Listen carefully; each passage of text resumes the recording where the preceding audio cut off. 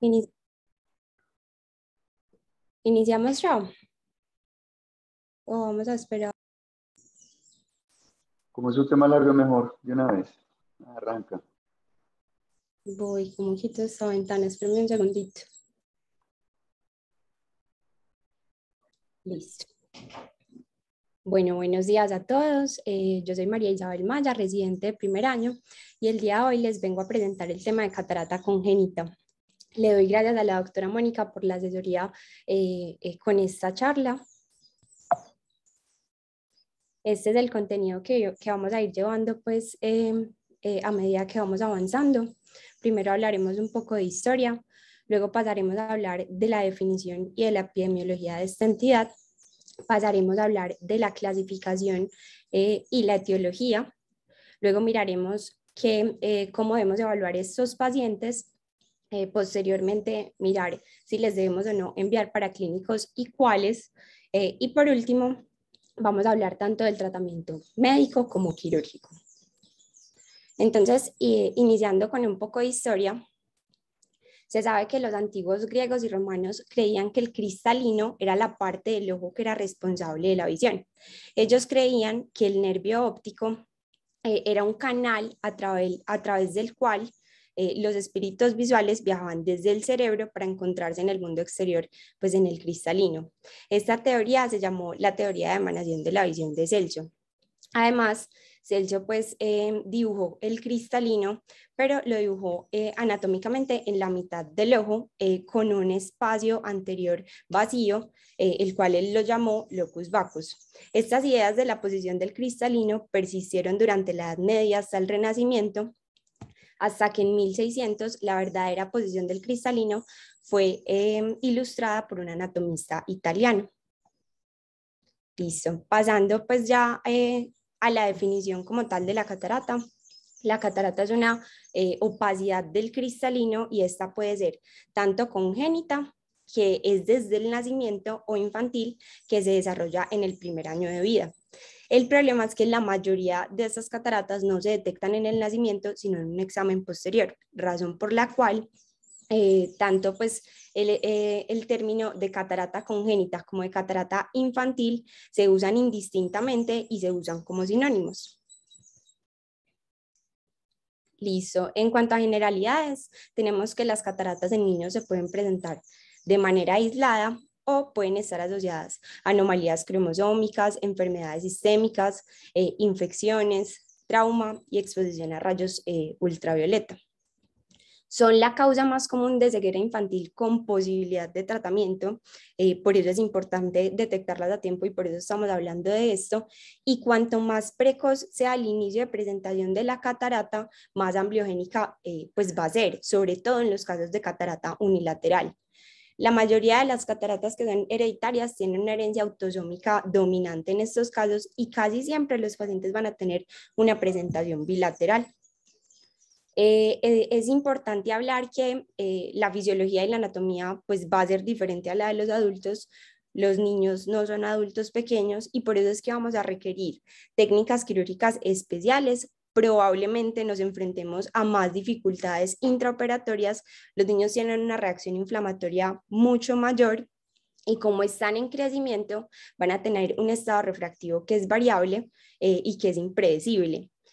Además de eso, nos podemos encontrar más fácilmente y más frecuentemente con complicaciones en el posoperatorio. Listo. En cuanto a la epidemiología, tenemos que las anomalías del cristalino en general, incluyendo las cataratas, las alteraciones en la posición y en la forma del cristalino, van a tener una incidencia de aproximadamente 1 en 40.000 hasta 1 en 10.000 nacidos por año a nivel global. En general, la catarata va a ser responsable de aproximadamente el 10% de las pérdidas visuales en niños y ya más específicamente de la catarata congénita infantil es responsable hasta el 20% de los casos de ceguera en niños.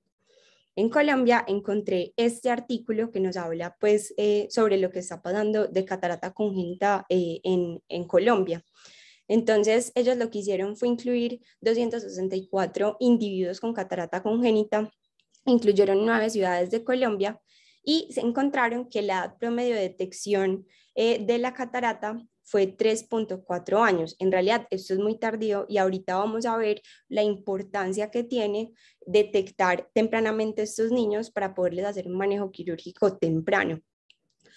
Encontraron también que hasta el 66% de los pacientes se diagnostican entre los 0 y los 2 años y el 29% de los pacientes tenían alguna alteración asociada, ya sea sistémica u ocular. Entonces, la hiperplasticidad fue lo más común que ellos encontraron, hasta en un 18%. También estaban asociadas la hipoacusia o la sordera en un 13%, la retinitis pigmentosa en el 7% y el microoftalmos hasta en un 5%. Hasta el 10% de todos los pacientes tenían un antecedente de que los padres tenían consanguinidad y hasta el 61% un antecedente familiar con discapacidad visual. Y el 78% de los pacientes tuvieron una presentación de catarata que fue bilateral. Y hasta el 57% se le encontró una causa genética pues, a su presentación de catarata. Pasando a hablar de la clasificación, las cataratas pueden ser aisladas o asociadas pues, a alguna anomalía ocular o sistémica, congénitas o adquiridas, heredadas o que tengan pues, una presentación esporádica, pueden ser unilaterales o bilaterales. Las cataratas pueden ser parciales o que sean totales o completas y pueden quedarse estables o pueden ir progresando a medida que pasa el tiempo. En general, aproximadamente un tercio de las cataratas congénitas son un componente de un síndrome o de una enfermedad más extenso. Un tercio va a ser parte de un rasgo hereditario aislado y un tercio no le vamos a encontrar causa y van a ser de presentación aislada. Pero siempre que tengamos una sospecha de una enfermedad metabólica, generalmente la presentación de estos pacientes va a ser con catarata bilateral. Listo. Bueno, ya hablando de la etiología, vamos a dividir esto en las cataratas unilaterales y vamos a ver qué posibles etiologías son más comunes en estas cataratas unilaterales y posteriormente pasaremos a hablar de las bilaterales. Entonces, en cuanto a las cataratas unilaterales, estas se asocian con poca frecuencia a enfermedades sistémicas y el trauma va a ser la causa más común de catarata adquirida. En este cuadro podemos ver que las cataratas unilaterales también van a estar asociadas a anomalías oculares, dentro de las cuales la vasculatura fetal persistente va a ser la más común. Sin embargo, hay otras anomalías como la disgenesia del segmento anterior, el lenticono del lentiglobo posterior, los tumores de polo posterior, el retinoblastoma, aunque es raro, puede dar catarata, desprendimientos de retina, entre otros. Y como lo mencioné, el trauma pues, es la causa más común pues, de estas cataratas unilaterales adquiridas. Aquí vemos un paciente con una catarata y tiene una vasculatura fetal persistente pues, asociada. Este es un paciente que tiene una catarata traumática secundaria a un trauma. Y algo que no les mencioné es que también los pacientes que han recibido manejo con radiación, por ejemplo, después de una terapia fotoablativa con láser para una retinopatía del prematuro, también pueden generar cataratas secundarias a esto. Este es el caso pues, de este paciente. Pasando a hablar de las etiologías bilaterales, en los casos bilaterales, hasta en el 50% de los casos se puede establecer una etiología. Lo más común es que sean de herencia autosómica dominante y estas cataratas pues, van a estar muy asociadas, como ya les mencioné, a las enfermedades metabólicas y genéticas. Entonces, por ejemplo, el síndrome de Down, que es el caso de este paciente, el síndrome de Lewy, que es el caso pues también de este paciente, pero hay muchos otros trastornos genéticos que nos pueden dar manifestaciones de catarata congénita, como es el síndrome de Alport, la enfermedad de Fabry, entre otros. Además de esto, siempre que tengamos cataratas bilaterales, debemos pensar en infecciones intrauterinas, en todo lo que nos puede dar pues, TORCH, pero haciendo la aclaración que la rubeola es muy importante descartarla y en todo paciente que tenga una catarata bilateral, siempre pensar también en rubeola.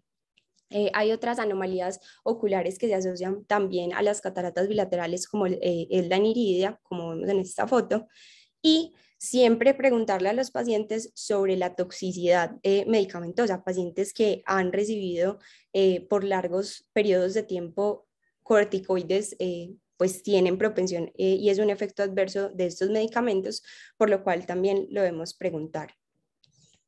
Bueno, en cuanto a la evaluación de estos pacientes, es importante hacer una historia clínica adecuada. Posteriormente pasaremos a hacer un examen físico lo más completo que se pueda.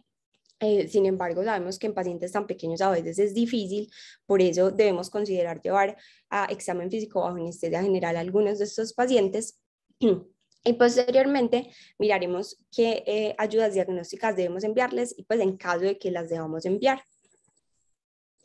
Entonces, iniciando con la historia clínica, es importante saber cuáles son los antecedentes perinatales del paciente, cómo está el crecimiento y el desarrollo, qué antecedentes patológicos tiene nuestra paciente. Como les mencioné, si están tomando de manera crónica, sobre todo esteroides, tenerlo en cuenta porque puede ser una causa de catarata, si ha tenido algún antecedente de trauma ocular o si tiene familiares con catarata infantil. Y ya pues en cuanto al motivo de consulta y enfermedad actual, preguntarle a los padres en qué momento fue que le notaron la leucocoria y si están notando en el paciente algún comportamiento visual anómalo, por ejemplo un estrabismo o un nistagmus, que eso nos habla pues de que las cataratas ya están pues siendo visualmente significativas y que debemos alertarnos porque ya puede tener complicaciones pues como a largo plazo y el pronóstico no es tan bueno. Además de esto, describen que en los niños es muy útil usar las fotografías, entonces las fotografías que los padres les toman, ahí nos podemos dar cuenta pues sobre pues, si tienen o no reflejo rojo. Por ejemplo, este es el caso de un paciente de 4 meses en el cual en una fotografía le veíamos los dos reflejos rojos, sin embargo 2 meses después ya no le veíamos el reflejo rojo del ojito derecho. Y pues por medio de fotografías nos podemos apoyar también para el diagnóstico. Además de esto, las cataratas unilaterales generalmente, como el paciente tiene el ojo contralateral que va a estar bueno, el paciente no va a tener un comportamiento visual afectado, razón por la cual en cataratas unilaterales generalmente los padres no se dan cuenta que el paciente pues tiene como una alteración porque no tienen el comportamiento visual afectado y pueden consultar más tardíamente. Estos pacientes con catarata unilateral pueden presentar estrabismo o ambliopía pues asociada mucho más fácilmente que los pacientes con cataratas bilaterales, y los pacientes con cataratas bilaterales como tienen ambos ojos comprometidos, sí van a tener un comportamiento visual alterado y los padres se pueden dar cuenta mucho más fácil pues, de esto. Y si se desarrollan nistagmos en estos pacientes, pues ya sabemos que el pronóstico visual es peor, aunque puede revertirse con un tratamiento rápido. Bueno, ¿qué vamos a evaluar en estos pacientes? Debemos evaluar la agudeza visual y es importante evaluarla por lo que mencioné, pues en niños muy pequeños ya vamos a ver cómo, pero en pacientes que son un poco más grandes es muy importante definir si la catarata está siendo visualmente significativa para el manejo, mirar cómo están los movimientos oculares, lo que les mencioné en nistagmos y el estrabismo, cómo están las pupilas, a la biomicroscopía evaluar cómo está el diámetro corneal, si hay o no disgenesia del segmento anterior asociada, cuál es la morfología de la catarata, presiones intraoculares, que pues aunque es muy difícil en estos pacientes, entonces en el examen físico o anestesia general tomar siempre la presión intraocular. Y en cuanto al fondo de ojo, hay cataratas que nos permiten ver el fondo de ojo, otras que no.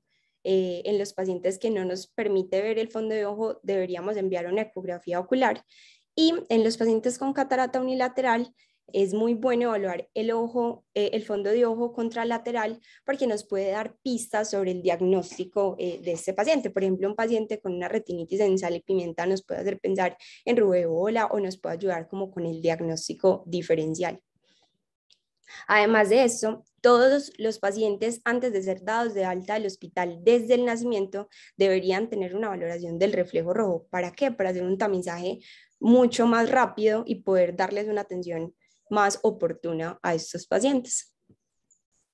Recordar que la agudeza visual en los pacientes menores de 2 meses, generalmente en ellos la fijación todavía puede estar ausente, pero en los pacientes mayores a 2 meses, estos ya se deben fijar, seguir y sostener. En caso de que cuando les ocluyamos alguno de los ojos, ellos tengan objeción a esta oclusión, puede ser pues que no estén viendo bien, podemos usar el test de mirada preferencial. Y aunque están descritos los potenciales evocados visuales, sabemos que los resultados de estos potenciales evocados visuales en menores de 1 año son muy inexactos, pues, y su interpretación no va a ser pues como tan certera. Y ya en los pacientes mayores nos vamos a apoyar en los optotipos para tomarles la agudeza visual. Lo que les he venido diciendo, es importante valorar la agudeza visual para mirar qué cataratas son visualmente significativas, para mirar el manejo pues para escoger de manera adecuada el manejo que les vamos a realizar. Entonces, ¿qué cataratas generalmente son visualmente significativas? Las opacidades que son centrales o posteriores mayores a 3 milímetros. También los pacientes que ya estén presentando estrabismo en cataratas unilaterales o nistagmos en las bilaterales van a ser visualmente significativas, y generalmente cuando ya están presentes pues estas manifestaciones clínicas, ya pasó el momento óptimo para el tratamiento y probablemente el paciente ya tenga ambliopía. Sin embargo, debemos pues como lucharle y también intentar un manejo en estos pacientes. Ya las opacidades de cápsula anterior generalmente no van a ser visualmente significativas a menos de que estas nos empiecen a ocluir toda la pupila, y las opacidades que tengan un área grande de reflejo rojo normal con áreas claras dentro de ellas van a tener normalmente un buen desarrollo visual. Bueno, en cuanto a la morfología de las cataratas, existen muchas morfologías de las cataratas. Acá les voy a mencionar algunas. Por ejemplo, la polar anterior, la catarata polar anterior es una opacidad central en la cápsula anterior del cristalino. Por acá vemos una catarata nuclear en donde se ve pues que se involucra tanto el centro como el núcleo del cristalino. Una catarata lamelar, que es una opacidad cortical anterior o posterior que no involucra como tal el núcleo. El lenticono posterior, que es una pequeña deformación de la cápsula posterior en forma de cono. La catarata subcapsular posterior, que es una opacidad en la cápsula posterior del cristalino. La polar posterior, que es una opacidad de la cápsula posterior generalmente con opacificación de la corteza adyacente. Las sectoriales, que son cataratas que son corticales en forma de cuña. Por ejemplo, acá vemos una paciente con una catarata con una vasculatura fetal persistente asociada. Cataratas totales como las vemos en esta imagen. Y también hay otras morfologías de catarata que son típicas, por ejemplo, esta que es una catarata en gota de aceite, que es muy característica de la galactosemia. Por ejemplo, acá tenemos una catarata sutural y acá tenemos una catarata floriforme. Bueno, pasando a hablar de los laboratorios, la investigación de la causa generalmente no está indicada en cataratas unilaterales porque la mayoría van a ser pues como problemas oculares aislados, pero en los pacientes con catarata bilateral sí debemos hacer el estudio pues completo. Debemos hacer un estudio tanto pues para las infecciosas de TORCH como estudios metabólicos, y también guiándonos pues según nuestra sospecha diagnóstica. Es muy importante en estos pacientes apoyarnos tanto de pediatría como de genética, que ya vamos a ver más adelante. Por ejemplo, los pacientes que tengan catarata y que nosotros le veamos características dismórficas al examen físico, pues deberíamos remitirlos a un genetista. Y como ya lo mencioné, la mayoría pues, de estas alteraciones genéticas van a ser de herencia autosómica dominante. Se han encontrado más de 100 mutaciones asociadas pues, a la presentación de catarata, y generalmente estas mutaciones van a alterar los genes que codifican las cristalinas y las conexinas. Los dos exámenes que podemos hacer genéticos, pues el cariotipo que es mucho más sencillo y la secuenciación que ha impactado muchísimo en el diagnóstico etiológico de estos pacientes, incluso detectando mutaciones hasta en el 85% para mutaciones aisladas o hasta en el 63% para las cataratas que son sindromáticas. No quiero que quede la idea que primero vemos como buscar la etiología de la catarata y luego ir al tratamiento. Estos pacientes es muy importante primero tratarlos y llevarlos a cirugía en caso de que lo necesiten de manera urgente y ya luego los estudiaremos. Pero es importante conocer pues cómo se hace este proceso de la búsqueda etiológica. Además de esto, en esta foto les muestro pues como la heterogeneidad de las cataratas autosómicas dominantes. Acá vemos un niño con una catarata central muy densa, acá vemos a la madre con una catarata lamelar y a la abuela con otra catarata lamelar, pero que en realidad es visualmente insignificante y podemos ver pues como esta heterogeneidad, cómo se puede presentar esos trastornos genéticos en las familias. Y también puede ser muy útil en caso de que tengamos a los familiares pues, en la consulta, evaluarlos también en caso de que tengan pues, catarata y eso nos puede guiar como hacia el diagnóstico etiológico pues, de estas cataratas. Pasando a hablar pues, de la ecografía ocular, como lo mencioné también ahorita, ¿en quiénes vamos a mandar una ecografía ocular? En los pacientes en los que no sea posible evaluar el polo posterior por la densidad de la catarata. Además de eso, podemos enviar VM, ¿para qué? Para mirar si hay o no disgenesia del segmento anterior y cómo está la relación del cristalino con la córnea. Bueno. Y ya pasando a hablar del tratamiento, el tratamiento de las cataratas congénitas puede ser tanto médico como quirúrgico. Depende de qué, lo que les he venido diciendo, de si la catarata es visualmente significativa o no. Entonces, ¿qué cataratas son visualmente significativas y van a requerir un tratamiento quirúrgico? Entonces, las cataratas que tengan una opacidad central o posterior mayor a 3 milímetros, los pacientes que yo no pueda visualizar el fondo de ojo, si yo no estoy viendo el fondo de ojo, el paciente tampoco va a estar viendo hacia afuera, pues como el medio exterior. Los pacientes que ya tengan nistagmus o estrabismo y pacientes con agudezas visuales menores a 20/60. Listo, entonces en los pacientes que no tienen cataratas visualmente significativas podríamos enviarle pues un manejo médico. Este manejo se va a hacer con oclusión, con dilatación y con su adecuada corrección óptica. Entonces, pues la oclusión generalmente pues indica en cataratas que son incompletas, ya sea que sean unilaterales o asimétricas, y recordar que siempre esta oclusión la debemos hacer en el ojo con mejor visión. En la dilatación, pues también la vamos a ordenar en pacientes con cataratas incompletas, sobre todo en pacientes que tengan opacidades centrales y en pacientes en los que la pupila pues, es muy miótica, los cuales pues, se beneficiarían demasiado de este manejo. Y recordar pues, la adecuada corrección óptica. Y ya pasando a hablar del tratamiento quirúrgico, debemos tener algunas consideraciones preoperatorias antes de entrar, pues, a hablar de este manejo, y es preguntarnos si el paciente tiene una catarata unilateral o bilateral, preguntarnos si a este paciente le voy a poner o no un lente intraocular, preguntarnos cuál es el riesgo de inflamación postquirúrgica de nuestro paciente, qué accesibilidad a la rehabilitación visual tiene nuestro paciente y cómo es el entorno de este. Si vemos a una familia pues, que está comprometida y que tienen acceso pues, a la rehabilitación visual.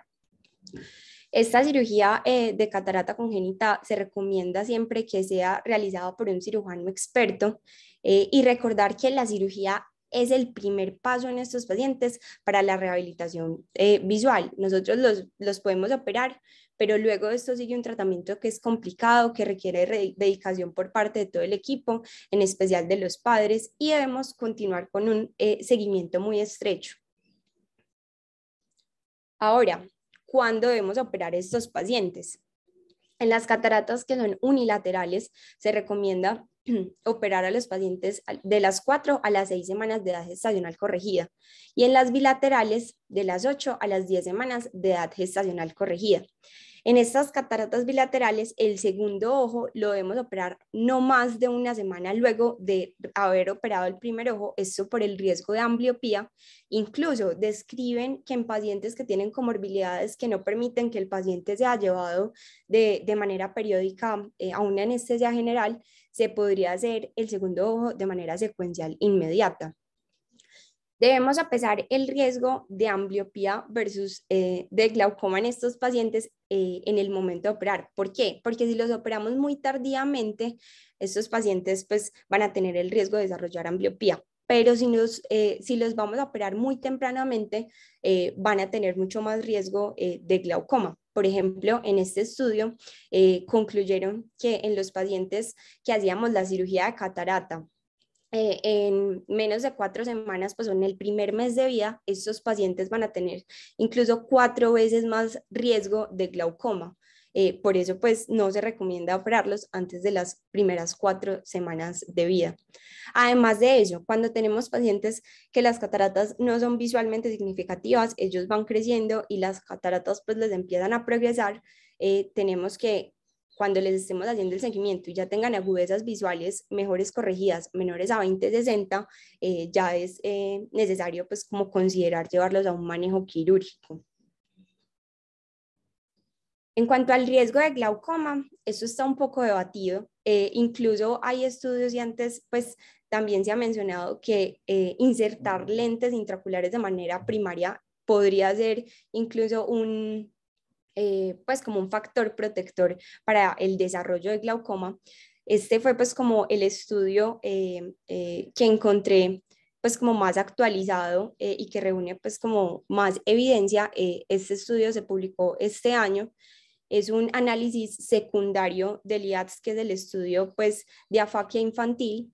En el IATS lo que hicieron pues fue coger 114 bebés con catarata congénita unilateral y los operaron en los primeros 6 meses pues, de vida y ellos asignaron aleatoriamente si les iban a poner o no lente intraocular o si los iban a dejar áfacos.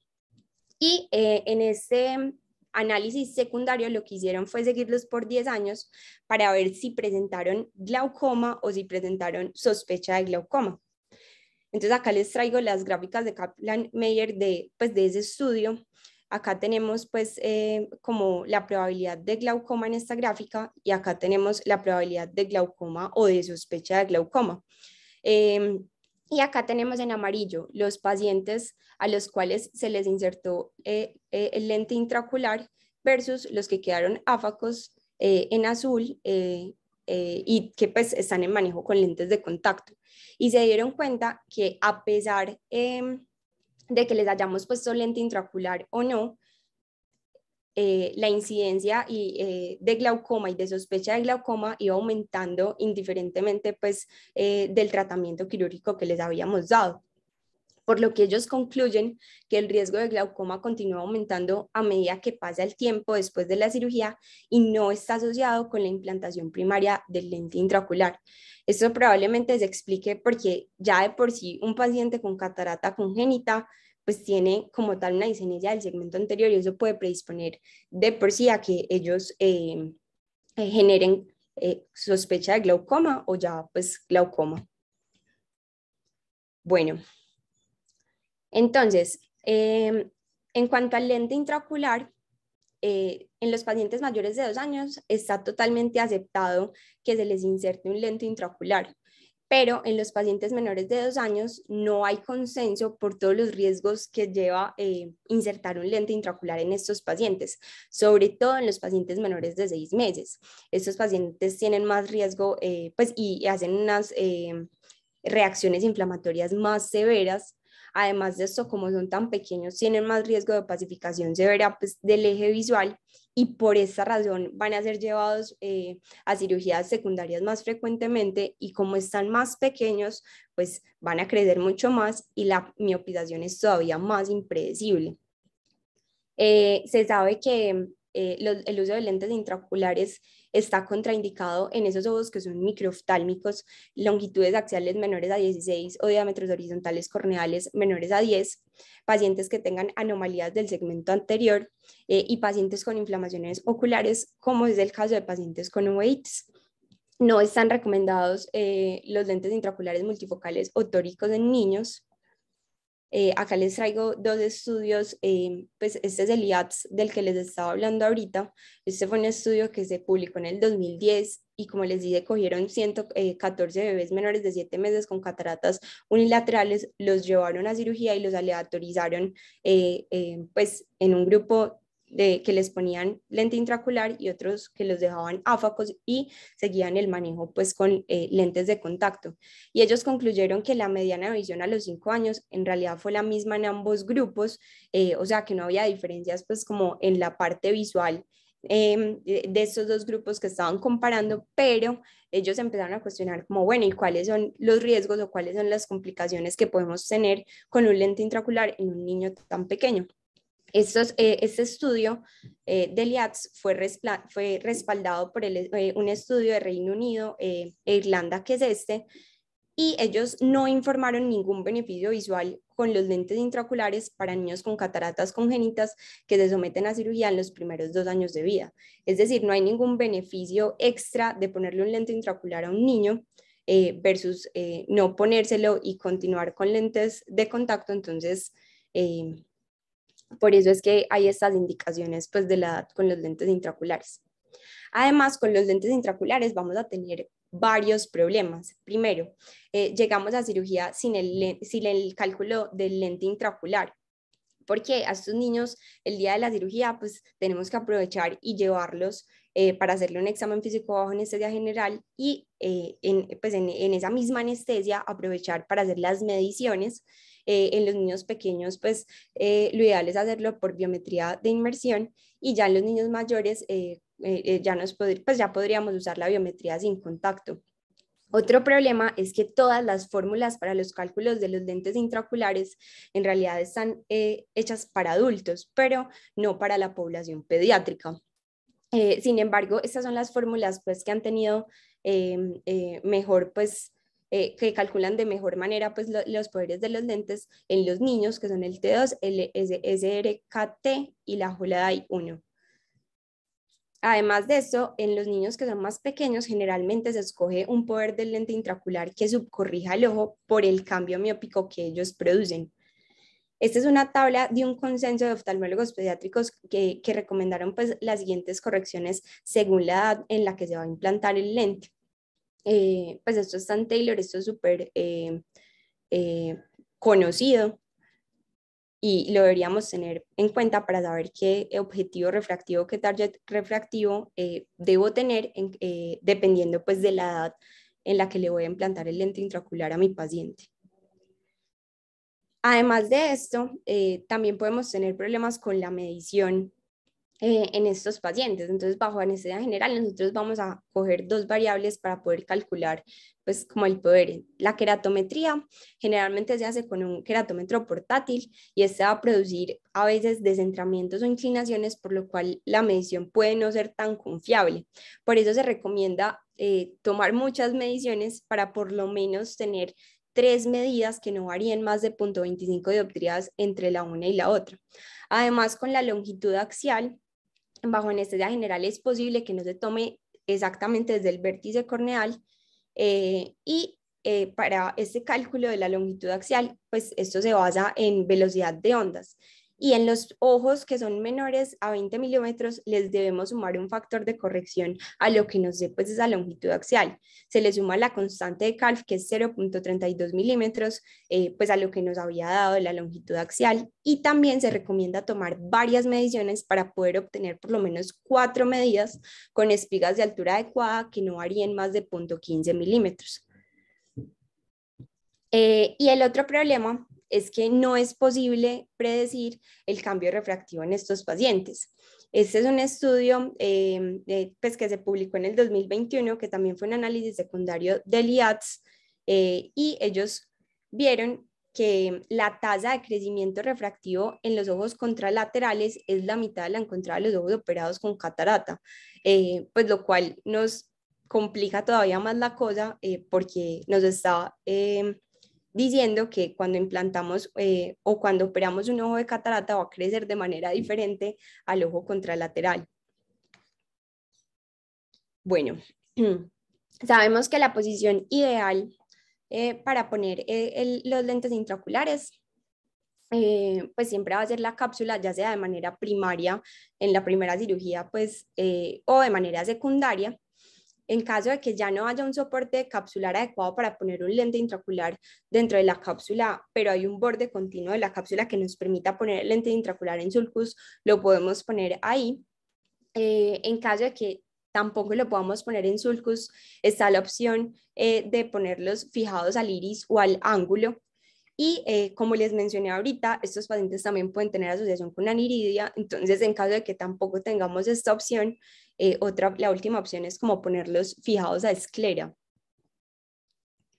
Bueno, ya pasando a hablar de las consideraciones operatorias, tenemos que tener en cuenta cuál es la edad del niño, si necesita o no una capsulorhexis posterior, qué necesidad tiene de una vitrectomía anterior y en caso de que necesitemos realizarle en un futuro un jack láser para la opacificación pues, de la cápsula posterior, ¿qué tanto nos va a colaborar este paciente? Bueno, iniciando pues como con la incisión, esta cirugía generalmente requiere 2 incisiones de paracentesis en el limbo o cerca de este con un cuchillete de 1 milímetro. Las incisiones en los niños son pequeñas ya que el cristalino no presenta como tal un núcleo duro y los niños también tienen una baja rigidez escleral, por lo que la cámara anterior puede colapsarse fácilmente y por eso es que a menos de que sea necesario, no debemos como ampliar las incisiones para evitar este colapso de la cámara anterior en los niños. Teniendo en cuenta, pues ya para el paso de la capsulorhexis, la cápsula anterior de los niños es diferente a la de los adultos, es mucho más elástica y por eso recomiendan usar siempre en todos los pacientes azul tripán, no solo para mejorar la visualización de la cápsula, sino también porque nos ayuda en la rigidez de la cápsula. Entonces, nos puede ayudar para la capsulorhexis de estos pacientes. Además, recomiendan uso de viscoelásticos de alta viscosidad y la cápsula, cuando estemos haciendo la rhexis, de volver a agarrarse con frecuencia, irla doblando e ir agarrando de nuevo la cápsula. Se debe controlar muy bien la fuerza pues, centrípeta y como lo mencioné, la cápsula es muy elástica, entonces generalmente vamos a necesitar dimensiones más pequeñas porque este se extiende de lo que nosotros pues, podríamos considerar. Otras opciones para hacer esta capsulorhexis son la vitreorhexis y el láser de femtosegundo. Ya para la facoaspiración, la facoaspiración se puede hacer con una cánula de irrigación aspiración bimanual o con un vitreoctor. Generalmente no necesitamos en los niños pues la facomulsificación ultrasonido porque ya les mencioné que la catarata en estos pacientes pues no es dura como tal. Se debe eliminar todo el material cortical por el riesgo que tiene de reproliferación y de opacificación del eje visual posteriormente.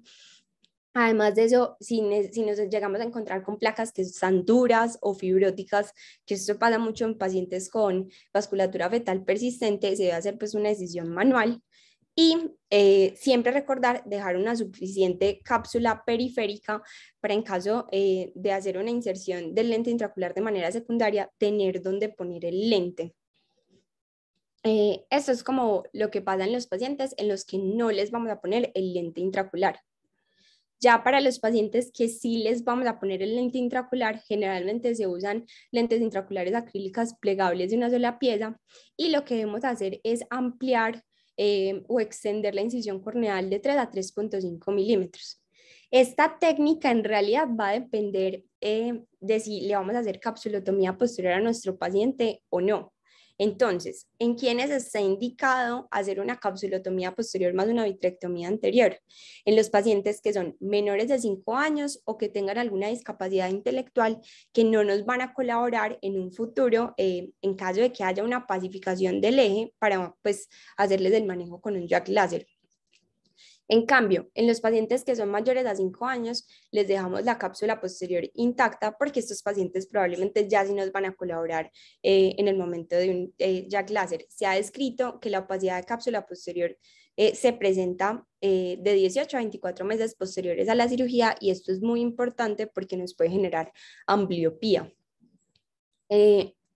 Acá vemos pues una foto de una capsulorhexis posterior y una capsulorhexis anterior. La capsulorhexis anterior debe ser un poco más grande que la capsulotomía posterior, y acá vemos pues cómo están haciendo vitrectomía anterior. En realidad esta capsulotomía posterior y vitrectomía anterior se puede hacer vía limbar, se puede hacer vía pars plana, y según eso pues se va a definir pues, los pasos a seguir y la técnica quirúrgica. Por ejemplo, acá vemos un paciente en el que le están haciendo acá una capsulorhexis anterior.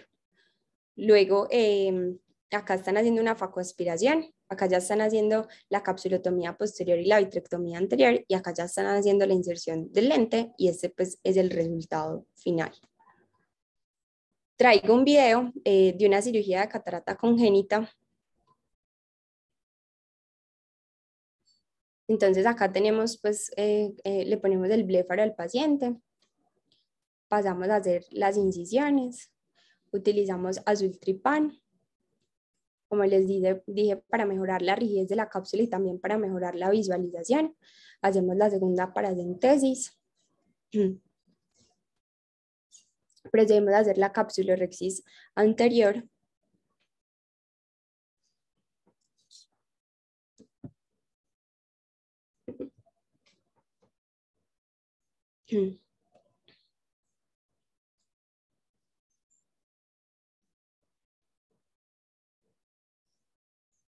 Y ya luego procedemos a la facoaspiración.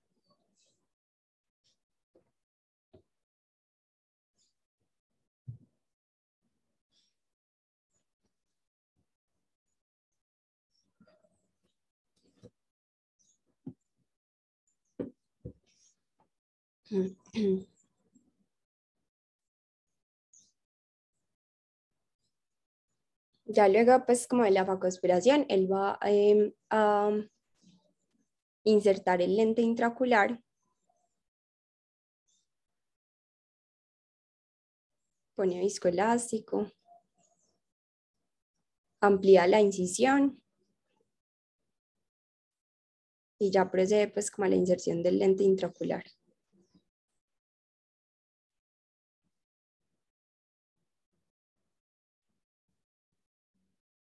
Y posterior a esto, va a hacer una capsulotomía posterior luego de haber insertado el lente intraocular.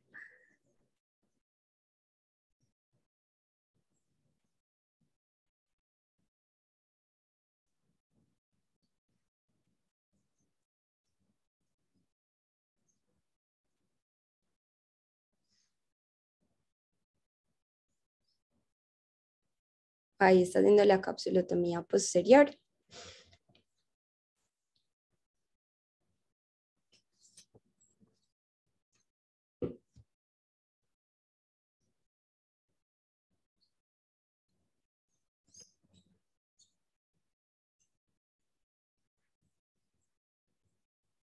Y bueno, y ya pues procede a cerrar con nylon la incisión. En los niños siempre es recomendable pues cerrar las heridas, pues porque ellos no tienen control, se rascan y pueden tener como más riesgo. Bueno, ya en el manejo postoperatorio debemos tener en cuenta que les debemos enviar un esteroide, un ciclopléjico y un antibiótico. El esteroide más usado es la dexametasona, aunque en casos en que la cirugía fue complicada o el paciente tiene mucho riesgo de inflamación, podemos usar la prednisolona. Se debe usar de 4 a 6 semanas con un desmonte gradual. También se ha descrito el esteroide oral, describe la literatura que solo en casos de alto riesgo. Sin embargo, la doctora Mónica recomienda el uso de esteroide oral en todos los pacientes, ya que todos los pacientes pediátricos tienen alto riesgo de esta cirugía es complicada. Ella lo recomienda desde 1 miligramo kilogramo día por 10 días. Y también se ha descrito el esteroide intracameral. Ya los cicloplégicos pues evitan la formación de sinequias, disminuyen el dolor. Se puede usar atropina al 1% en los pacientes mayores a 1 año, una vez al día, o el ciclopentolato al 1% en mayores de 6 meses o al 0.5% en menores de 6 meses cada 12 horas, cada 8 a 12 horas. También se ha descrito que como la atropina es antiinflamatoria, en realidad podríamos dar la atropina en los pacientes menores a 1 año a concentraciones más diluidas, como es al 0.5%. Y recordar siempre el antibiótico tópico para evitar pues, el riesgo de endoftalmitis.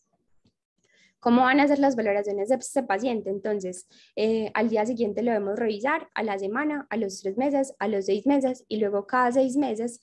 Y les debemos hacer un examen físico bajo anestesia general cada 1 o 2 años hasta que el paciente permita un examen oftalmológico completo que incluya la toma de la presión intraocular. La corrección óptica en estos pacientes debe ser de manera temprana, puede hacerse con lentes de contacto o con gafas. Recordar que los lentes de contacto pues tienen un alto costo, necesitan experiencia de los padres para insertarlo y sacarlo, tienen riesgo de queratitis, se pierden fácilmente y pues estos pacientes también deben tener las gafas de respaldo. Las lentes de contacto generalmente se usan en pacientes con afasia unilateral. En cambio, pues las gafas, ¿qué pasa con estos pacientes? Se ha descrito que la refracción de un bebé con afasia puede terminar siendo hasta de más 30, por eso es que los lentes son demasiado gruesos, pueden ser demasiado pesados, pueden producir mucho descentramiento, mucha aniseikonia, tienen pues como la desventaja que tienen restricción de la visión periférica y además pues la parte de la apariencia. Las gafas podrían usarse en pacientes con afasia bilateral. Acá vemos un niño pues con el uso de lentes de contacto, cómo lo insertan y cómo los sacan. Y pues acá vemos lo gruesas que pueden ser las gafas en estos pacientes por las refracciones con las que quedan luego de la cirugía. Y recordar siempre la oclusión. ¿Cuándo vamos a hacer el implante secundario del lente intraocular? Dependiendo de si el paciente se nos adaptó o no a los lentes de contacto. Entonces, si hubo una buena adaptación de los lentes de contacto, a los 4 a 8 años les podríamos hacer la inserción secundaria del lente. Y en estos pacientes, pues como están más grandes, ya hay un resultado refractivo mucho más predecible. Y si no hay adaptación de lentes de contacto, hacerlo lo más rápido posible. Una desventaja de esto es que casi todos los implantes secundarios del lente intraocular van a quedar en sulcus y las fórmulas recomendadas para la inserción secundaria del lente son SRKT2, SRK2, el SRKT y la Holaday 1. Bueno, en cuanto a complicaciones, muchas complicaciones. Vamos a mencionar pues como las más importantes, que son la ambliopía, la opacidad del eje visual y el glaucoma. Entonces, en cuanto al glaucoma se puede presentar desde el posoperatorio temprano o incluso años después de este. Se ha descrito que hasta el 24% de los pacientes a los 5 años de la cirugía ya pueden presentar el glaucoma. Tienen mayor riesgo de presentarlo cuando los niños han sido sometidos a cirugías muy tempranas, pacientes con microcórneas o microoftalmos o con cataratas nucleares, y por eso se les debe hacer pues, un seguimiento estricto de por vida. Este glaucoma puede ser por bloqueo pupilar en recién nacidos, pues luego de la extracción pues, del cristalino. ¿Por qué? Porque hay un prolapso del vitro en la cámara anterior y también se puede dar por una formación de una membrana pupilar. Esto se puede evitar con una vitrectomía anterior y con la tropinización. Y generalmente no se realiza iridectomías periféricas profilácticas en estos pacientes. También el glaucoma puede presentarse de manera con un ángulo abierto. Este se presenta como una complicación tardía. Van a tener más riesgo los pacientes con vasculatura fetal persistente y con cirugía en las primeras 4 semanas. Y recordar que el glaucoma de inicio juvenil no es tan florido como el inicio del glaucoma pues, a edades más tempranas. Otra de las complicaciones es la pacificación del eje visual. Esta pacificación del eje visual, aún con cápsulorhexis posterior y vitrectomía anterior, se nos puede presentar una alternativa para que no nos pase esto, es la técnica de bag in the lens. En este artículo lo describen. Esta pacificación del eje visual puede ser por membranas pupilares, por opacificación de la cápsula posterior o por proliferación del cristalino, y hay mayor riesgo en los pacientes con pseudofacos. A menor edad de la cirugía tienen más riesgo. Si hay alguna discenesia del segmento anterior, si hay vasculatura fetal persistente o hipoplasia del iris, tienen hasta 9 veces más riesgo de presentar esta opacificación del eje visual. Y en estos pacientes lo que podemos hacer es un JAK láser o una membranectomía vía lumbar o vía pars plana. Acá vemos un paciente con una opacificación capsular posterior en la que se le realizó una membranectomía, y acá un paciente con una fimosis capsular anterior, en donde debemos ampliar pues como las capsulotomías. Y la ambliopía generalmente se da en casos pues unilaterales. Prequirúrgicamente se da una ambliopía por deprivación y posquirúrgicamente por la anisometropía. La oclusión, ¿cómo la vamos a hacer? Se debe iniciar una semana luego del posoperatorio. Se debe hacer un aumento gradual con una adecuada corrección óptica. En menores de 6 meses se recomienda hacerlo por una hora por cada mes de vida, y en los mayores de 6 meses hacerlo 6 horas al día hasta los 7 años. Recordar que la oclusión prolongada a muy temprana edad produce disrupción de la binocularidad, y el pronóstico de estos pacientes va a depender de la edad de aparición de la catarata. Sabemos que a más temprana edad peor pronóstico, de la lateralidad, generalmente a los unilaterales les va peor, de las condiciones asociadas que tengan, de la edad de la cirugía, que es súper importante para el pronóstico. A más temprana edad de la cirugía, mejor pronóstico de los pacientes, de las complicaciones intraoperatorias o posoperatorias que se tengan, y el cumplimiento que tengamos de la terapia. Acá les traigo pues como un resumen. Tenemos un paciente con catarata congénita, le debemos hacer un examen físico completo, mirar si tiene anomalías asociadas. En caso de que se pueda evaluar el polo posterior, pues lo evaluamos, y si no, le mandamos una ecografía ocular. El diagnóstico, ya sabemos que sobre todo para las cataratas bilaterales, mirar pues las causas infecciosas, metabólicas o genéticas.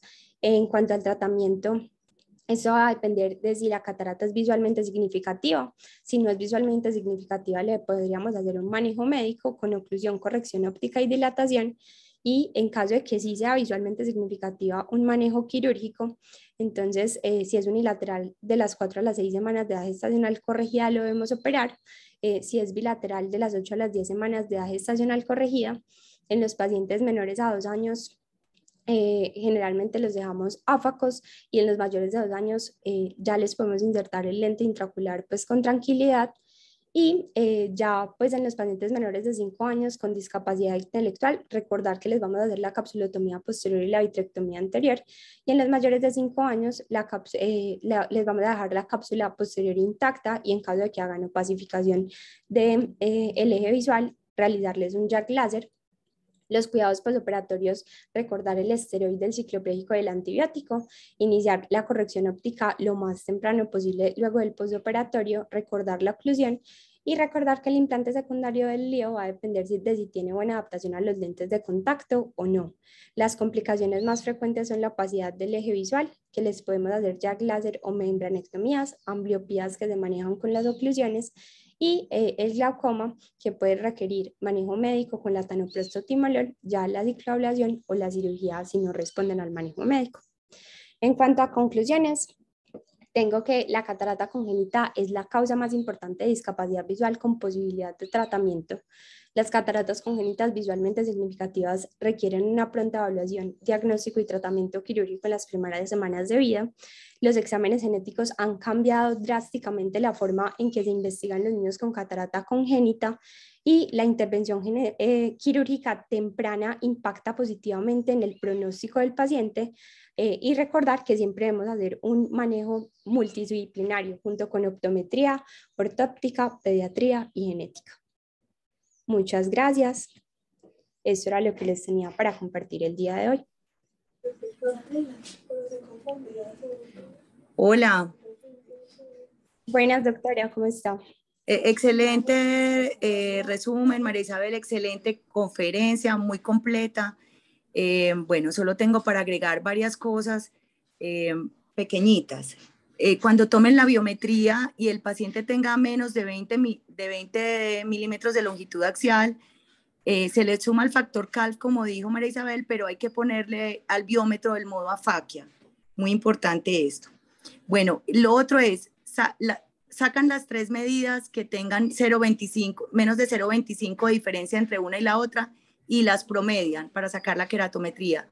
Y lo mismo con la longitud axial, que se debe medir con ecografía por inmersión, para evitar lo que dijo María Isabel, que es no no estar desde el vértice de la córnea cuando mides la longitud axial. Este sesgo lo quita cuando uno lo hace por inmersión. Entonces es una técnica muy fácil, es muy sencilla, en todas las clínicas hay forma de hacer la técnica por inmersión. Esto obviamente los pacientes que no colaboran, y los pacientes que colaboran, la biometría pues con el paciente mirando un punto fijo, y una biometría pues con un IOL Master o con estas reglas biométricas obviamente es mucho más exacta. Bueno, en cuanto al manejo postquirúrgico, muchachos, no, es mejor exagerar. Los niños se inflaman demasiado. No se le debe poner, o yo no soy partidaria de poner dexametasona con antibiótico al mismo tiempo en una mezcla como haría con un adulto. Siempre yo le pongo la prednisolona aparte y aparte el antibiótico, y la prednisolona la puedo dejar un mes con disminución lenta y gradual. En cuanto a los esteroides orales, es verdad, antes se usaban siempre de rutina, ahora ya no, pero entonces si no vamos a usar el esteroide oral, pues con mayor razón usemos la prednisolona al 1%, el esteroide oral realmente no tiene ninguna complicación, y a mí me ha ido muy bien, no tengo contracturas de cápsulas, no me ha ido pues nunca mal en cuanto a inflamación, utilizando la atropina todas las noches, en los menores de un año al 0,5 y en los mayores de un año al 1%. Bueno, de resto eso era lo que les quería compartir. Los niños no son adultos pequeños, los niños se comportan diferente. Los niños que han tenido uveitis no se les debe poner el lente intraocular, porque todos tienen luxaciones del lente intraocular. Bueno, hay mucho conflicto, y sobre todo en los países de bajos recursos, que dicen que es mejor poner el lente intraocular de una. Es mejor tener un niño sano sin un lente intraocular luxado a cámara anterior, bloqueando un ángulo, produciendo un glaucoma. Es mejor tenerlo áfaco que tenerlo con un lente intraocular complicado, sin recursos para seguir otros procedimientos quirúrgicos que requiere, y que se ha demostrado que el lente intraocular en menores de un año aumenta las veces que yo tengo que llevar a este paciente a cirugía, y todos sabemos que entre más operemos un ojo, más riesgo tenemos de inflamación, glaucoma secundario o tisis bulbi. Bueno, los quiero mucho, les mando un abrazo, saludos a todos, y María Isabel, felicitaciones. Muchas gracias, doctora. María, felicitaciones. Voy a darle paso un momentico a una invitada que tenemos acá, pero quería decir varias cosas, y es que hiciste una revisión muy importante de la evaluación, que yo creo que es la parte más importante para tener una planeación adecuada. Luego, cómo hacer el cálculo que con relación a eso, en un ojo que es cambiante, me parece muy complicado, como atinarle a la fórmula que es. Sin embargo, hay que tratar de ser lo más precisos, buscando precisamente el tema de la miopía o el manejo de esto, o evitar esto. Pero el cálculo sigue siendo un reto para todos, como decías, estas son, digamos que escalas hechas para adultos, y los niños sí definitivamente se comportan distinto. Y en la cirugía, esa cápsula es muy complicada, muy malo que manejar, pero es una cirugía que se puede hacer. Realmente no es una cirugía tan complicada, pero sí hay que evitar, como dice Mónica, generar más problemas con la misma cirugía. Entonces, elegir el paciente adecuadamente y hacer un seguimiento muy estricto en el posoperatorio nos ayuda bastante. El tema de la anestesia en los niños, cada vez se habla más de las complicaciones que pueden haber con esto, entonces hay que tener cuidado con eso. Una de las técnicas que aprendí es hacer todo con el vitreófago realmente, inclusive hasta la capsulotomía anterior, y a mí me ha funcionado bien, con el vitreófago posterior, haciendo la catarata completa, obviamente. Pero es un tema de práctica. El problema es que esto no es una patología tan frecuente. Tenemos a la presidenta de ACOPE, que nos honra pues con su presencia. Adriana está toda la mañana pendiente de ti. Entonces, gracias, Adri, por acompañarnos hoy. No, muchas gracias por invitarme, Carlos. Doctora María Isabel, muchas felicitaciones, una excelente revisión. De verdad, este es un tema, pues a mí me apasiona. Yo trabajo en un hospital de 4 nivel, entonces también tengo la oportunidad de tener varios pacientes y son siempre un reto. Dos cositas adicionales a lo que dijeron la doctora Mónica y Carlos, es en cuanto a mí personalmente me gusta estudiar todos los pacientes, así sea unilateral o bilateral, uno se lleva sorpresas. Las infecciosas incluso tienen a veces a ser más unilaterales que bilaterales. Entonces es mejor hacer un estudio en todos los niños con catarata porque hay que tratar de buscar que la idiopática sea el descarte. Entonces, siempre porque pues eso le da un pronóstico a la familia en cuanto a lo que pueda pasar más adelante. Lo otro es que tú hablas mucho de nistagmus y me parece que es importante que tengamos en cuenta que hay dos tipos de nistagmus, ¿no? Entonces el nistagmus uno ve en niños sanos, problemas sanos, que es el nistagmus motor, que antes llamamos el motor congénito, pero el nistagmus de los niños con cataratas es un nistagmus más de búsqueda, más pérdida, y la presencia de nistagmus es un signo tardío y de un pésimo pronóstico visual, porque aquí lo que nos está explicando el nistagmus nos está diciendo hay una mala experiencia visual temprana. Cuando yo tengo una buena experiencia visual temprana, el pronóstico visual es muy malo. Entonces, usualmente aparece hacia los 3 meses, 4 meses de edad en pacientes que tienen afección de la visión. Entonces, un niño con nistagmus a los 3 meses, estamos tarde normalmente, pero pues no quiere decir que no lo vayamos a operar. ¿Ok? Digamos, me parece como muy importante. Lo del lente intraocular, sí, el doctor Alan Scott decía, cualquier lente, Claro, me voy. cualquier lente no era. Vean, firme ya todo eso. O sea, nunca uno elige el lente adecuado porque es impredecible el crecimiento del ojo del niño en estos chiquitines. Y bueno, y una recomendación para los que ya se metan a hacer las cataratas, no hay que tener miedo en hacer una capsulotomía posterior grande, me refiero grande, por lo menos de 4.5 milímetros, porque estas siempre se van a tratar, siempre se van a cerrar. Tú la haces de 5 milímetros y a los 6 meses es de 3. Y cuando uno las hace muy pequeñas al principio, por miedo, luego evaluar a estos pacientes, hacerles una refracción, hacerles un fondo de ojo, es muy complicado porque quedan con unas capsulitas de 2.5 milímetros que lo hace más difícil. Y hacer una muy buena vitrectomía anterior nos va a disminuir el riesgo de glaucoma. Eso era lo que tenía para aportar. Pero muy buena la revisión, doctor. Muchas gracias, Adri, por acompañarnos. No, pues, y otra cosita que hay que tener en cuenta, que me acordé ahora que Adri estaba hablando. ¿Qué hubo, Adri? ¿Cómo estás? ¿Cómo estás, Moni? Bien. Adri, recordar que también para calcular cuánto voy a dejar de hipermétrope el ojo que estoy operando en una unilateral, tener en cuenta la refracción del otro ojo, súper importante. De acuerdo. Eso como hay una cosita que me había olvidado decir. Abrazo. Sí, sí, yo lo pensé también y se me olvidó decirlo también. Sí, sí, súper importante ese tema. Uno no quiere inducir una anisometropía importante, entonces hay que tener en cuenta el otro. Excelente. Aquí María, puras felicitaciones en el chat. Muy buena conferencia. Igual ahora les paso el link de la grabación porque seguro lo van a querer volver a ver en algún momento. Adri, muchas gracias por acompañarnos el día de hoy a todos. Con mucho gusto. Aquí hay amigos de toda la vida en todo caso. Muchas gracias por haber venido a todos hoy. Bueno, que estén muy bien. Hasta luego. Muy bien. Buen día para todos.